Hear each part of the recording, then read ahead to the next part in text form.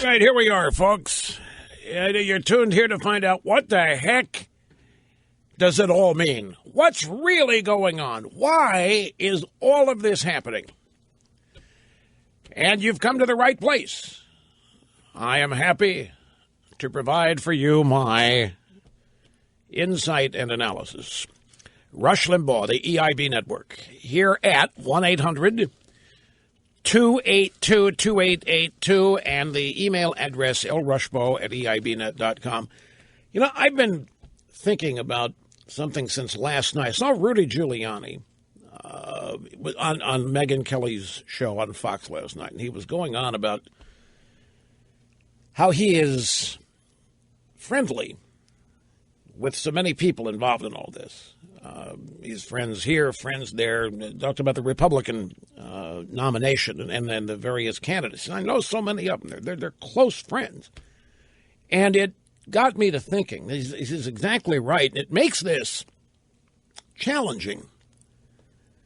And I've even had, get all kinds of criticism, which is fine. But some of it, Rush, I don't know. You've got to know some of these people. How do we know that you don't secretly prefer one over the other when you're not being upfront and honest about it? Because you know these people. And I can understand people with that sentiment. So let me run through this, because I have definite opinions about what is happening here, and I want to share them with you. And it's tough. Just to be flat out honest, it's very hard when you know everybody involved and when you consider them friends. Sometimes I tell you, it's much easier when you don't know. I mean, you have no relationship. You have no personal friendship relationship with any of the people about whom you opine or comment. But in this case, that doesn't apply to me. Let's start with Roger Ailes at Fox News. Roger Ailes, I have known since 1990. Roger Ailes is one of my closest, dearest friends. We confide in each other in quite a lot.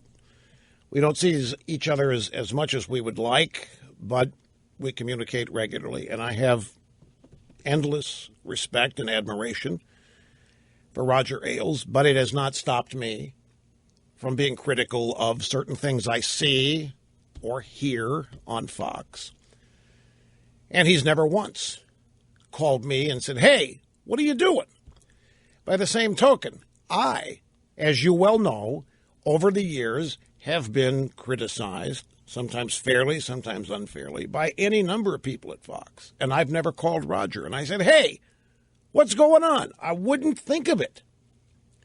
I wouldn't think of calling Roger. Hey, would you stop him from saying what it would never cross my mind. And by the same token, he has never done anything like that here. Megyn Kelly.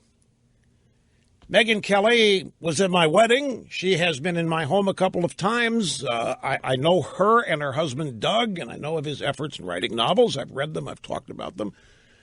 I have intimate, profound respect for her career and what she's trying to do and how she's going about it. Trump. I've known Donald Trump for years, and I like him. I have never been angry at him. I have laughed. I have been amazed. I've had every reaction to Trump that you've had. Some of it up close and personal.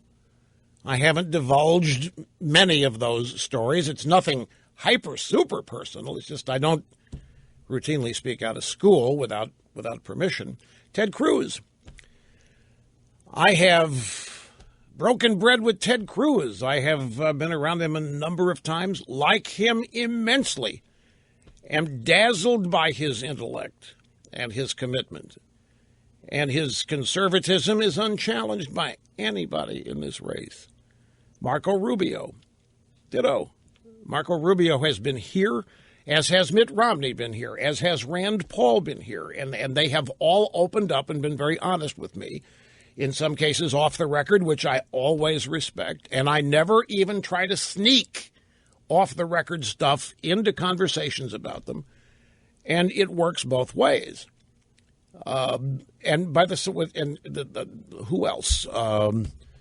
Jeb Bush, the entire Bush family. I can't begin to tell you all of the things the Bush family made possible for me.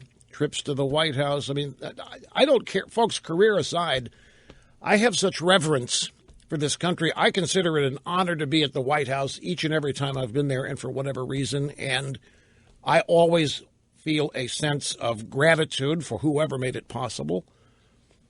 George W. Bush had me to the White House his final year in office on my birthday, the private lunch, which I've talked about before, in the presidential dining room off of the Oval Office with Ed Gillespie, and they had a special chocolate microphone cake that they brought out. And there have been the White House Christmas parties, Lincoln bedroom, George H.W. Bush. I mean, I can't pretend these things have not happened. And I have always considered myself to be well-mannered and polite and respectful. And I am appreciative of the graciousness and the opportunities that have been offered and presented to me by a host of people that I otherwise would not have been able to experience. Now, look, I don't want to leave anybody out. Dr. Carson, met Ben Carson 2 or 3 times, interviewed him for the Limbaugh letter, the most widely read political newsletter in all of the United States.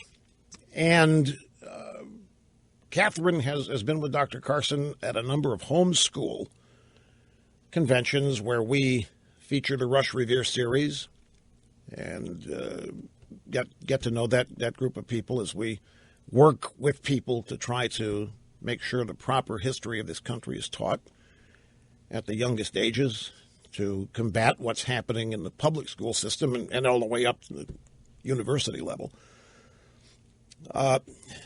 I've known John Kasich since John Kasich used to come up to my office with Frank Luntz back at 2 Penn Plaza to talk about strategy and messaging back when they were part of the Republican freshman class, 1994, 1995.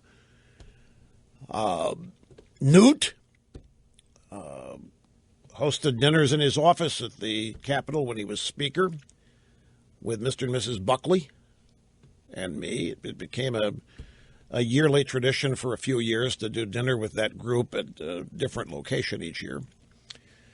Henry Kissinger, Mr. Buckley himself, members of his family, people at National Review I've known since I started doing this program.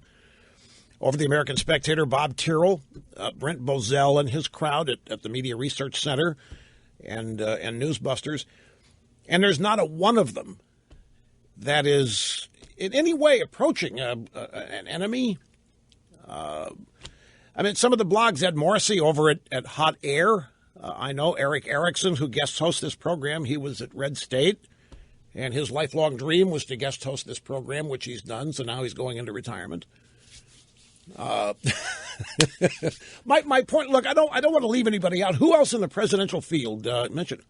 Chris Christie has called me enraged on the phone, but I've been at a strategy planning session with Chris Christie and some of his supporters way back. I can't mention some of the people that were there, but there are other Fox News people and so forth that I have met over the course of Britt Hume. I mean,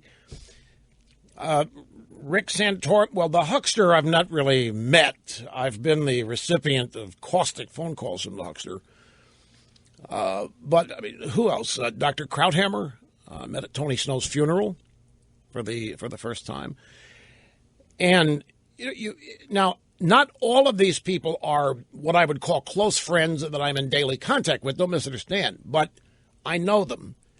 And in some cases, some of them have been very critical of me on occasion over the years, and vice versa. But there's not a one of them who I consider a problem or an enemy, and there's not a one of them that I worry about if I have to be honest here about what I think.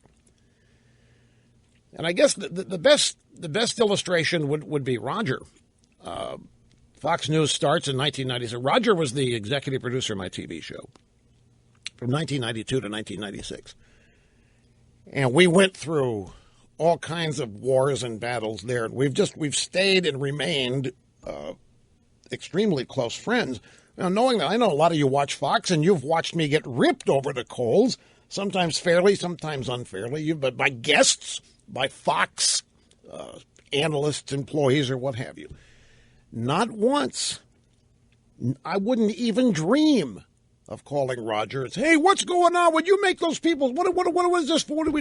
And by the same token, I don't think he would ever. He has never called me and said, what are you beating up on Fox News for? He's never done it. There's I don't know what you call it. It's mutual respect or professional understanding or what have you, but it's just understood that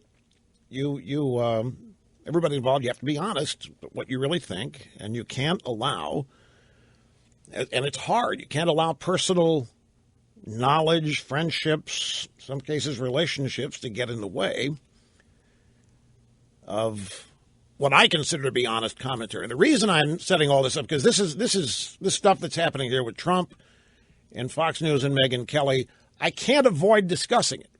And there's no sense in me coming here and trying to disguise what I really think. And I have to tell you what I really think of what's going on here. And it is something that I wanted to put all this out there and get it on the table, that this doesn't happen in a vacuum. And it does involve talking about people that that I have gotten to know pretty well and that I like and respect, but sometimes they do things I don't understand. It doesn't affect the friendship or relationship, at least as far as I'm concerned.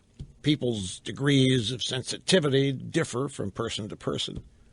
I, for example, couldn't care less what anybody says or writes about me. That train left the station like 25 years ago, but other people are hyper concerned about it. And if you start taking things like that into account, see, to me, folks, it's you. And when in these 3 hours, it's all about you. This program is done for you, not to protect, condemn, attack, shield any of these people that are the newsmakers that I happen to know. Because at the end of the day, if you begin to doubt the honesty, veracity that I bring to this program in commentary, and if you don't trust it, then it doesn't do me any good. So that's why the setup here. Having said all that, let me take a break, and we'll come back and establish what's really happening here with Trump and not doing the debate, and the way that's been reacted to, what's really going on. Is there an explanation for it? Is it good or bad? Does it hurt Trump? Does it help Trump? Does it hurt Fox News? Does it help Fox News? What does it mean for the other candidates?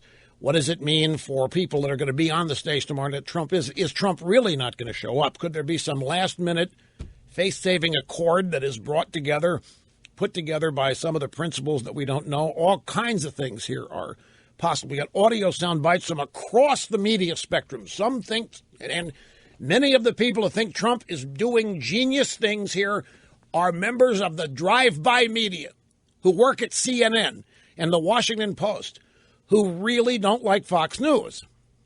So everybody's opinion is out there, and you understand what their possible motivations are. But there are basic elements of this that are what they are, despite what any opinion maker says or analyst says about them. And like I'm still sifting through all of this and attempting to make some sense of it and explain it to myself in a satisfactory way, just as I'm going to attempt to do with you here. So a brief time out. Did I leave anybody out of this? I'm sure I've left behind. I didn't start mentioning names. Well, no, Snerdley, I don't know everybody. For example, there are people running on the Republican side I haven't met, I don't think. I've not met Carly. I have not met Carly Fiorina. I have played golf next to Carly Fiorina's house in Hawaii, but I didn't know if she was there or not. I've waved. I say, hey, Carly, Rush Limbaugh, as I drive the carpets like the 18th hole, I think somewhere, Big Island. I've had many sit-downs with Lindsey Graham. George Pataki asked me for one of my ties back in the old TV show days. So there's none of them, folks. Some of them I support, some of them I don't for elective office for president, but I don't dislike any of them. And even if I did, it wouldn't and shouldn't influence. No, I'm not making excuses for it. What do you mean making excuses? No. I'm trying to explain what follows this is objective, is what I'm trying to tell you. Let me take a break. We'll come back and continue after this. Do not go away.